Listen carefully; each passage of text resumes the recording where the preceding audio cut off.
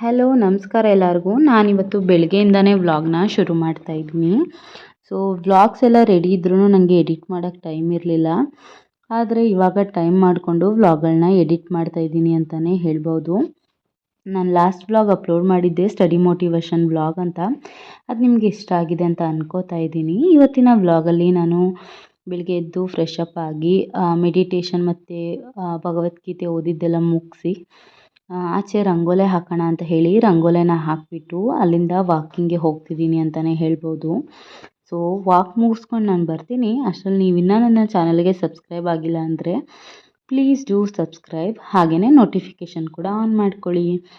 Okay, ನಾನು walking ಎಲ್ಲ ಮುಗಿಸ್ಕೊಂಡು ಬಂದು ಮನೆ ಕೆಲಸ ಎಲ್ಲ ಮುಗಿಸ್ದೆ. ಬಟ್ ಅದೇ ಮತ್ತೆ ಶೇರ್ ಮಾಡಿದ್ರೆ ನಿಮಗೂ ಇಷ್ಟ ಆಗಲ್ಲ ಅಂತ ಹೇಳಿಬಿಟ್ಟು ನಾನು ಜಸ್ಟ್ ಸ್ನಾನ ಎಲ್ಲ ಮುಗಿಸಿ ಪೂಜೆ ಮಾಡಬೇಕಾದ್ರೆ ಒಂದಷ್ಟು ಕ್ಲಿಪ್ಸ್ನ ತಗೊಂಡಿದ್ದೀನಿ, ಅದನ್ನು ಶೇರ್ ಮಾಡ್ಕೋತಾ ಇದ್ದೀನಿ. ನನ್ನ ಮಗಳು ನೋಡಿ, ನಮ್ಮ ಮನೇಲಿ ನಾನು, ನನ್ನ ಹಸ್ಬೆಂಡ್ ಮತ್ತು ನನ್ನ ಮಗಳು ಅಷ್ಟೇ ಇರೋದ್ರಿಂದ ಅವಳಿಗೆ ನನ್ನ ಜೊತೆ ಅಂದರೆ ಏನು ಮಕ್ಕಳಿಗೆ ಯಾರ ಜೊತೆ ಆದರೂ ಇರಬೇಕು ಅಲ್ವ. ಸೊ ನನ್ನ ಜೊತೆನೇ ಬಾಂಡಿಂಗ್ ಜಾಸ್ತಿ. ಸೊ ಏನೇ ಮಾಡ್ತಿದ್ರು ಅವಳಲ್ಲಿ ಇದ್ದೇ ಇರ್ತಾಳೆ. ನಾನು ಪೂಜೆ ಮಾಡಿದ್ರು ಅಷ್ಟೇ ನನ್ನ ಜೊತೆ ಬಂದು ನಿಂತ್ಕೊಳ್ಳೇಬೇಕು ಅವಳು. ಅವಳಿಗೆ ದೋಸೆ ಹಾಕ್ಕೊಟ್ಟಿದ್ದೀನಿ, ತಿಂತ ಅಲ್ಲಿಗೂ ಬಂದು ನಿಂತ್ಕೊಬಿಟ್ಟಿದ್ದಾಳೆ. ಸೊ ಏನು ಮಾಡೋಕ್ಕಾಗಲ್ಲ, ಮಗು ಅಲ್ವ ಅಂತ ಹೇಳಿ ನಾನು ಪೂಜೆನ ಮುಗಿಸ್ದೆ. ಸೊ ಪೂಜೆ ಎಲ್ಲ ಮಾಡಿದ್ದಾದಮೇಲೆ ಮನೆಗೆಲ್ಲ ಧೂಪ ಹಾಕೋಣ ಅಂತ ಹೇಳಿಬಿಟ್ಟು ಹಾಕ್ತಾಯಿದ್ದೀನಿ. ಇದರಿಂದ ನನಗನ್ಸೋದು ಮನೆಯಲ್ಲಿ ಯಾವಾಗಲೂ ಪಾಸಿಟಿವ್ ಎನರ್ಜಿ ಮತ್ತು ಪಾಸಿಟಿವ್ ಫೀಲ್ ಇರುತ್ತೆ ಅಂತ. ಸೊ ಧೂಪ ಎಲ್ಲ ಹಾಕಿ ಆಚೆ ತೊಗೊಂಡೋಗಿ ಇಟ್ಟಿದ್ದೆಲ್ಲ ಆಯಿತು. ಇದಾದಮೇಲೆ ನಾನು ಕರ್ಪೂರದಿಂದ ನನ್ನ ಪೂಜೆನ ಮುಗಿಸ್ದೆ ಅಂತಲೇ ಹೇಳ್ಬೋದು.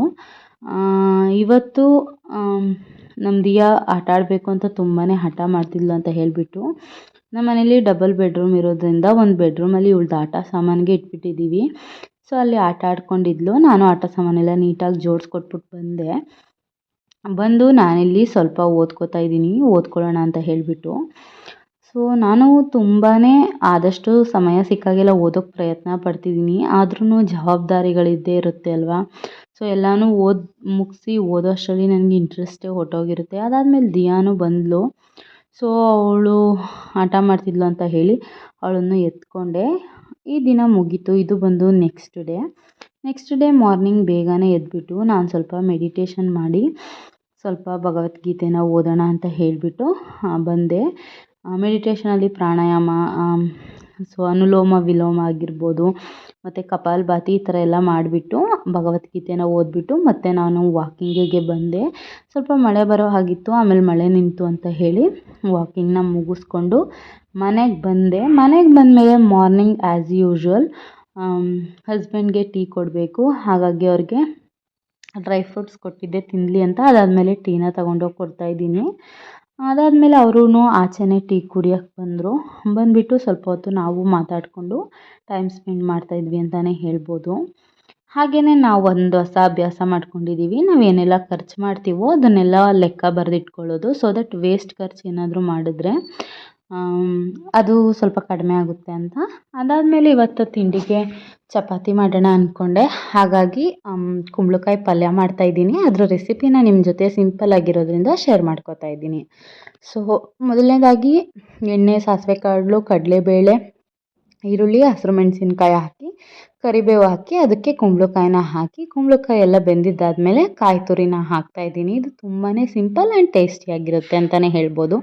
ಕಾಯಿ ತುರಿ ಎಲ್ಲ ಹಾಕಿ ಅದನ್ನು ಹಾಗೇ ಕೈ ಆಡಿಸ್ಕೋಬೇಕು ಬೇಯೋವರೆಗೂ. ಆಮೇಲೆ ನಾವು ಜಾಸ್ತಿ ಕುಂಬಳಕಾಯಿ ಹಾಕಿರ್ತೀವಿ, ಅದು ಸ್ವಲ್ಪನೇ ಕುಂಬಳಕಾಯಿ ಥರ ಕಾಣಿಸುತ್ತೆ, ಬಟ್ ಟೇಸ್ಟು ತುಂಬಾ ಚೆನ್ನಾಗಿರುತ್ತೆ. ಸೊ ಕುಂಬಳಕಾಯಿ ಪಲ್ಯ is ready. So simple recipe. ತುಂಬ ದಿನ ರೆಸಿಪಿ ಶೇರ್ ಮಾಡಿ ತುಂಬ ದಿನ ಆಗಿತ್ತಲ್ಲ, ಹಾಗಾಗಿ ಶೇರ್ ಮಾಡಿಕೊಂಡೆ. ಅದಾದಮೇಲೆ ಮತ್ತೆ ಚಪಾತಿ ಒತ್ಕೊಳ್ಳೋಕ್ಕೆಲ್ಲ ಇಲ್ಲಿ ನಾನು ಸ್ಲ್ಯಾಬ್ ಎಲ್ಲ ಒರೆಸ್ಬಿಟ್ಟು ರೆಡಿ ಮಾಡ್ಕೋತಾ ಇದ್ದೆ. ಸೊ ಚಪಾತಿನೂ ಒತ್ಕೊಟ್ಬಿಡೋಣ ಅಂತ ಹೇಳಿಬಿಟ್ಟು ನಾನಿಲ್ಲಿ ಚಪಾತಿನ ಒತ್ಕೊಡ್ತಾ ಇದ್ದೀನಿ.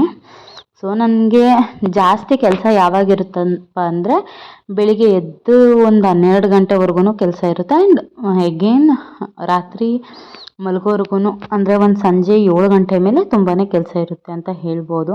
ಸೊ ತಿಂಡಿ ತೋರಿಸ್ದೆ ಅಲ್ವಾ, ಅವ್ರಿಗೂ ಚಪಾತಿನ ಹಾಕ್ಕೊಟ್ಬಿಟ್ಟು ನನಗೆ ಇವಾಗ ಚಪಾತಿನ ಮಾಡ್ಕೋತಾ ಇದ್ದೀನಿ ಅಂತಲೇ ಹೇಳ್ಬೋದು. ಸೊ ಇವತ್ತಿನ ವ್ಲಾಗ್ನ ನಾನು ಇಲ್ಲಿಗೆ ಎಂಡ್ ಮಾಡ್ತಾ ಇದ್ದೀನಿ. ಮತ್ತೊಂದು ಹೊಸ ವ್ಲಾಗ್ ಜೊತೆ ನಿಮಗೆ ಸಿಗ್ತೀನಿ ಅಂತ ಹೇಳ್ತಾ thank you for watching. Bye. Please do subscribe.